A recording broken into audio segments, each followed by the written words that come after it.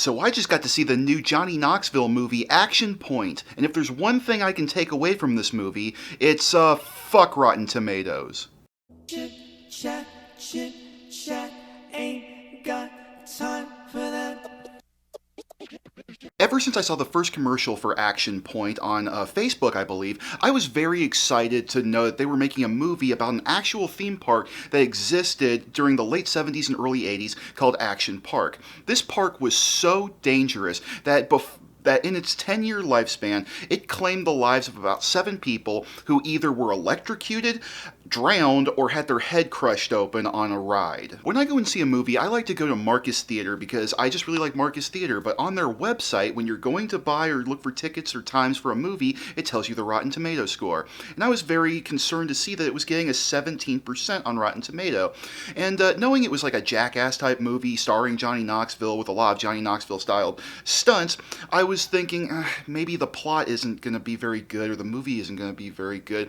And I was pleasantly surprised to find out that Rotten Tomatoes score is pretty horseshit. When you go and see a movie starring Johnny Knoxville, you need to understand that you're not about to go see Schenectady, New York, or Citizen Kane. You're going to go see a Johnny Knoxville movie. And if you're going for Jackass, you know what you're getting. But when you see a movie, he did a movie a couple of years ago where he was a normal guy that participated in the Special Olympics, and it was a pretty heartfelt movie that I really enjoy, even though I can't remember the name right now. From the trailers of this movie, you can't really tell what the plot's going to be, except for it's going to be inside of this really dangerous, wild amusement park, and that's really all I needed to get my foot in the door, because I wasn't expecting to see a great movie, but ultimately what I ended up watching was a very heartfelt, fun, never boring movie that had some very interesting shots, a great soundtrack, and a lot of good actors.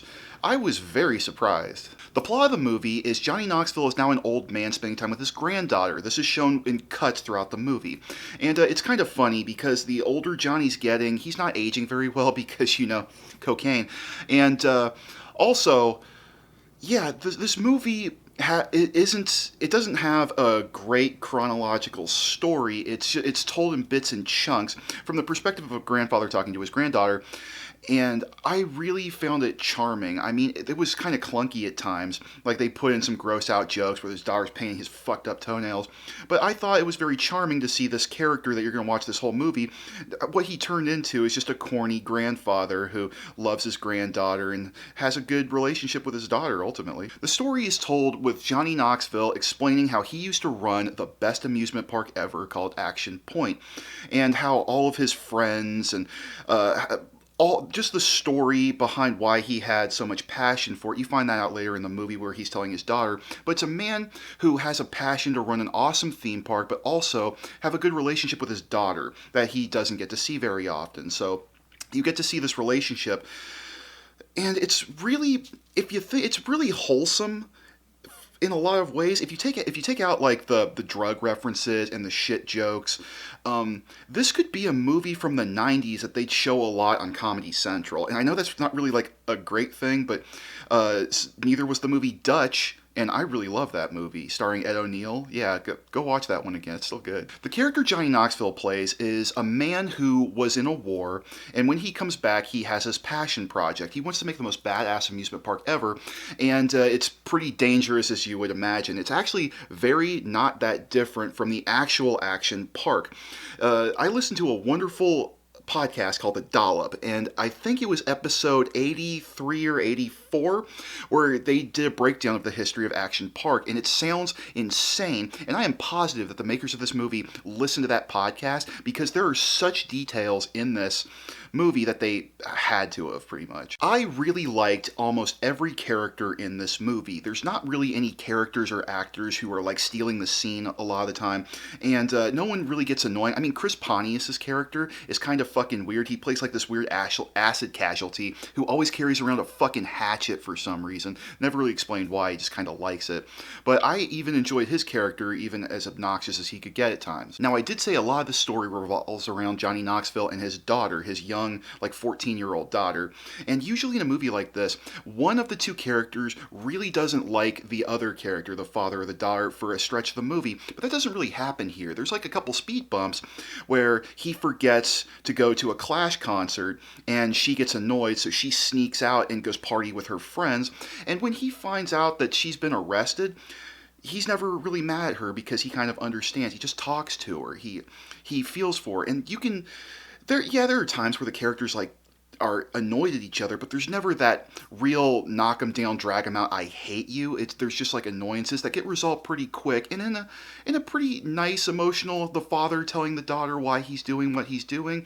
That was really good. This is a really fun movie. I just do not understand how it is below a 40. I can understand Rotten Tomatoes giving this a 40. 17 is fucking horseshit, and I just cannot agree with it at all. This is absolutely the type of movie I could see putting on, watching with friends, and thoroughly enjoying multiple watchings. Which is something I can't really say about the Jackass movies. I know that's not really saying a lot, but I think I like Johnny in this movie more than any other movie I've ever seen him in.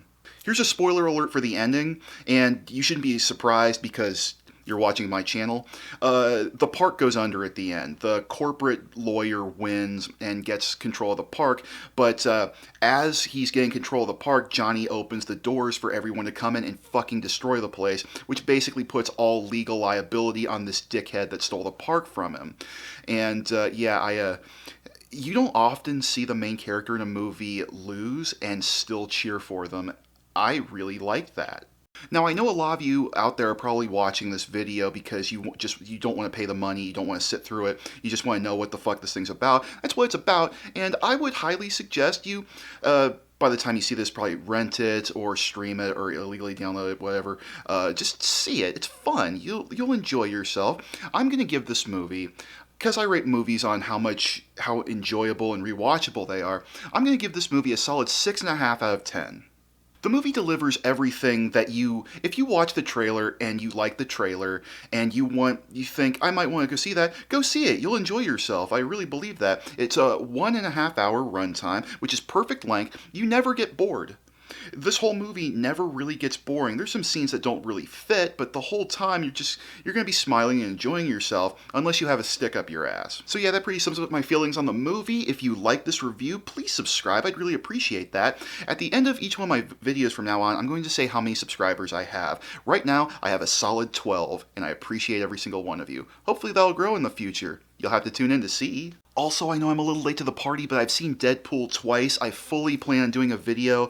It's just, since I've had house guests over and had a lot of obligations, it hasn't gotten out as quick as it can. This is a quickie. Clearly, there's not a ton of production value here. But tune in if you want to hear my takes on Deadpool in the next video. So thank you all so much for watching. I will see you in the next one. Bye-bye.